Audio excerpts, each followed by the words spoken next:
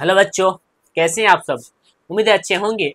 मैं आपका social science teacher Ali sir स्वागत करता हूं आपके अपने यूट्यूब चैनल बोर्ड्स गुरु में। आज मैं एक छोटा सा लेक्चर के माध्यम से दो क्वेश्चन को जिक्र करने वाला हूं जो काफ़ी इंपॉर्टेंट है।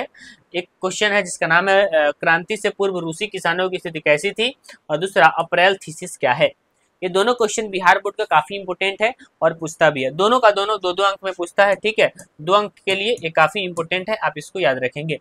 काफी कम समय में हम इसको सीख लेंगे, ठीक है। आइए पहले हम जानते हैं कि क्रांति से पूर्व रूसी किसानों की स्थिति कैसी थी। याद रखना, रूस में 2 भयंकर क्रांति होती है। हालांकि देश में छोटी मोटी क्रांतियां हमेशा हो रही थी, लेकिन भयंकर क्रांति 2 मानी जाती है। पहला 1905 में और दूसरा 1917 में रूस में क्रांति हुई थी। इस समय क्रांति जब हो रही थी तो किसानों और मजदूरों की स्थिति काफी दयनीय थी। वे लोग छोटे छोटे किसानों की बात बता रहे हैं, छोटे छोटे खेतों में काम करते थे। किसान अक्सर खेत में ही काम करते हैं और पुराने मशीनों का इस्तेमाल करते थे, पुराने औजार का इस्तेमाल करते थे खेती करने के लिए, और साथ ही साथ पुराने तरीके के बीज इस्तेमाल करते थे, जिसकी वजह से उपज कम होती थी। राजा इनकी कोई सहायता नहीं करता था, ऊपर से उनके द्वारा उगाए गए अनाज पर टैक्स भी लाद दिया था।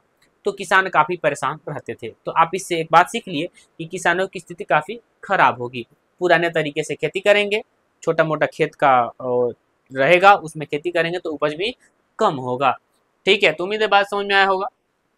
किसानों के साथ एक और क्वेश्चन पूछेगा कि क्रांति से पूर्व मजदूरों की स्थिति कैसी थी। तो याद रखना, मजदूरी की भी स्थिति वही होगी जो काफ़ी दयनीय होंगी। उनको काम करने के लिए जगह नहीं होगा, काम अधिक समय तक करवाया जाएगा, कम पैसा दिया जाएगा, रहने के लिए सुविधा नहीं थी, ठीक है। तो ये भी क्वेश्चन पूछेगा। स्कूल की सुविधा नहीं थी, मजदूरों के बच्चों के लिए रहने के लिए घर, स्कूल की सुविधा नहीं था। ये सारे पॉइंट बन जाते हैं, काफ़ी इंपॉर्टेंट है, आप उसको याद रखना। सबसे पहला, क्रांति से पूर्व रूसी किसानों की स्थिति दयनीय थी क्योंकि वे पुराने तरीके से खेती करते थे, जिससे फसल का उत्पादन कम होता था। साथ ही साथ शासक द्वारा किसानों पर टैक्स लगा दिया गया था तथा उनकी कोई सहायता नहीं करी जा रही थी। तो आपको पता चल गया कि क्रांति से पूर्व रूसी किसानों की स्थिति कैसी थी। उम्मीद है बात अगर समझ में आया होगा। तो नेक्स्ट क्वेश्चन की तरफ बढ़ेंगे। दूसरा है अप्रैल थीसिस क्या है। सबसे पहला बात कि अप्रैल थीसिस का मतलब यह होता है कि ना कि कोई ऐसा क्या होगा ना कि एक नारा दिया गया, नारा नहीं कह सकते हो, उसको बोल सकते हो कि एक जगह पे खड़ा होकर के लोगों को मनोनीत करने के लिए भाषण देना, ठीक है। और भाषण देने वाले शख्स जिसका नाम है लेनिन, ठीक है, आपको याद रखना होगा। अप्रैल थीसिस में होगा क्या कि लेनिन ने क्रेंस्की की सरकार को, ठीक है, क्रेंस्की की सरकार को, क्रेंस्की रूस का राजा होता है, अच्छा शासन नहीं कर रहा था, जनता की भलाई का बात नहीं करता था, जनता के सुख दुख का ध्यान नहीं रखता था।